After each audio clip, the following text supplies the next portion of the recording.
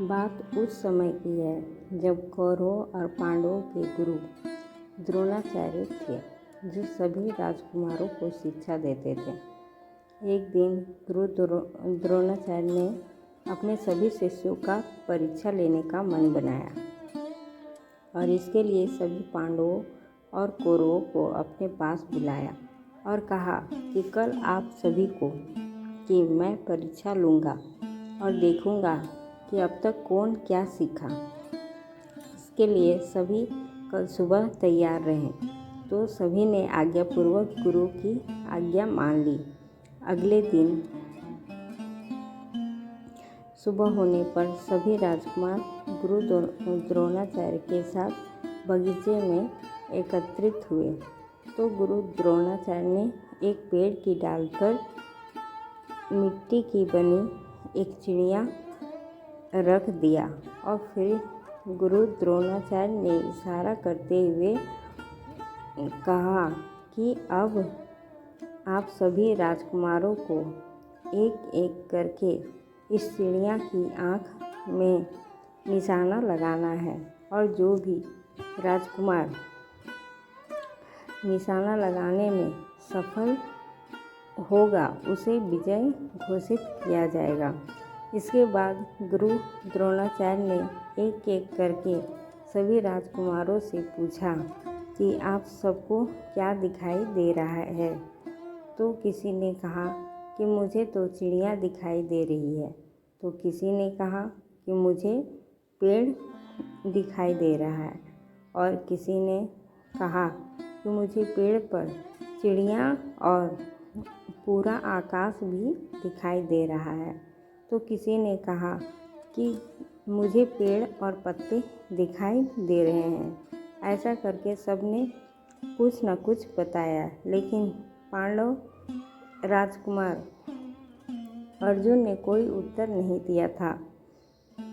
लेकिन गुरु द्रोणाचार्य किसी के उत्तर से प्रसन्न दिखाई नहीं दे रहे थे और तब गुरु द्रोणाचार्य ने अर्जुन से पूछा कि सबने कुछ न कुछ बताया, लेकिन अर्जुन तुमने कोई उत्तर नहीं दिया, क्या तुम्हें कुछ दिखाई नहीं दिया?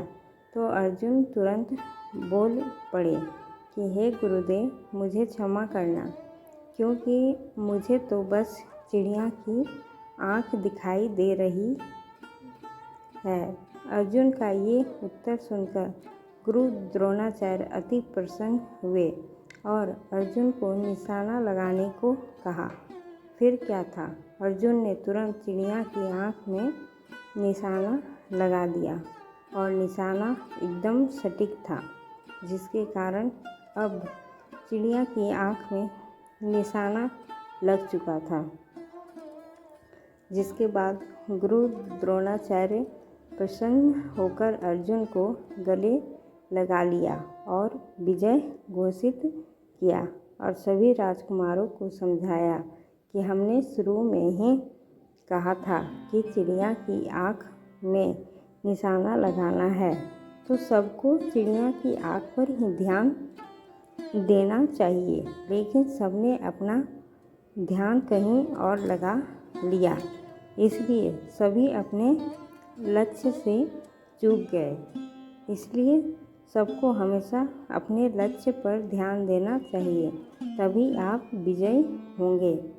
तो देखा आपने किस प्रकार सभी राजकुमारों ने अपना ध्यान कहाँ लगा दिया, जिसके चलते वे अपने बताए गए लक्ष्य को भी ना पा सके।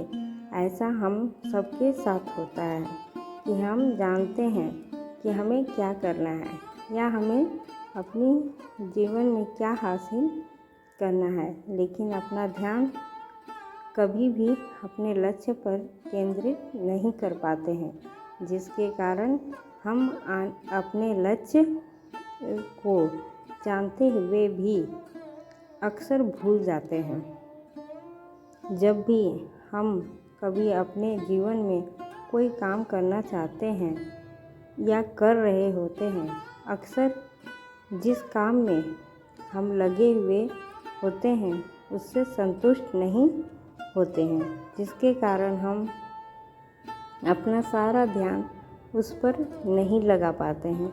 अक्सर देखा जाता है कि यदि हम किसी भी कार्य में लगे हुए हैं और यदि हमारे आसपास कोई सफल व्यक्ति आ जाए या कोई व्यक्ति जो कि अपने कार्य में सफल है, तो हम उनसे तुरंत प्रेरित हो जाते हैं और हम अपना ध्यान उस जैसा व्यक्ति बनने में लगा देते हैं, जिसके कारण हमारा ध्यान तो अब अपने कामों में उतना ही लगता है, जिसके कारण हम अपने कर रहे कार्यों में भी सफल नहीं हो पाते हैं और दूसरों के कामों में शायद एकदम नहीं, क्योंकि हम उन कामों में अभी बस शुरुआत किए हुए हैं। इसलिए सबसे पहले हमें अपने जीवन में एक लक्ष्य निर्धारित करना चाहिए कि हमें करना क्या है। फिर यदि हमारा लक्ष्य हमने निर्धारित कर लिया है, हमें अपना सारा ध्यान उस पर ही लगाना चाहिए, तभी हम अपने लक्ष्य को पा सकते हैं। यदि एक साथ कई लक्ष्य बना लिए तो निश्चय ही हम कभी भी सफल नहीं हो सकते हैं, क्योंकि एक साथ कई लक्ष्य बना लेने से हमें सिर्फ और सिर्फ दिन रात मेहनत तो करते हैं, लेकिन कभी भी अपने एक काम को पूरे अच्छे तरीके से नहीं कर पाते हैं।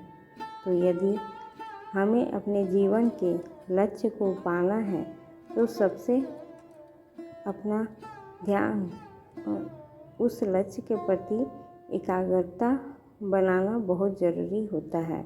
यदि हमने अपना ध्यान उस कार्य पर फोकस कर लिए तो निश्चय हम अपने लक्ष्य में सफल होंगे। दोस्तों, आपको ये कहानी कैसी लगी? अच्छी लगी हो तो लाइक और सब्सक्राइब करो। धन्यवाद।